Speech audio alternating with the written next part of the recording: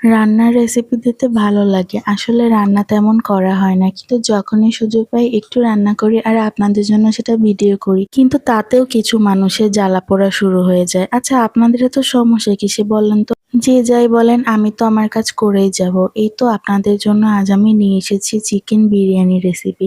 আমি সব মসলা একবারে ব্লেন্ড করে সেটা দিয়েই রান্না করি। বিরিয়ানি আমার কাছে একটু ঝাল, ঝাল খেতেই ভালো লাগে। আপনাদের কাছে কেমন লাগে কমেন্টে জানিয়ে যাবেন। আর আলু ছাড়া বিরিয়ানি তো ভাবাই যায় না, তাই না বলেন? কে, কে বিরিয়ানিতে আলু পছন্দ করেন? তো এই তো আমি সব মসলা দিয়ে ভালো করে মাংসটা কষিয়ে এরপরে আলু দিয়ে দিয়েছিলাম।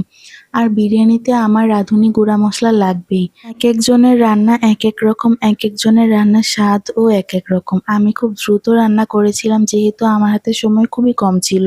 কেউ, কেউ বিরিয়ানিতে আসলে ২ ভাবে রান্না করে। বিরিয়ানির মাংসটা আলাদাভাবে রান্না করে আর চালটা আলাদাভাবে রান্না করে। আমিও মাঝে, মাঝে এমনটা করি। কিন্তু আমার হাতে আজ সময় খুব কম থাকায় আমি সবটা একত্রেই রান্না করেছিলাম। এই তো আমার মাংসটা ভালো করে ভাজা, ভাজা হয়ে গিয়েছিল। এরপরে আমি চাল দিয়ে দিলাম। সাথে একটু আলু বখরাও দিয়ে দিয়েছিলাম যেহেতু বাসায় ছিল। আর হচ্ছে আমি দিয়েছিলাম কাঁচামরিচ বেশি করে।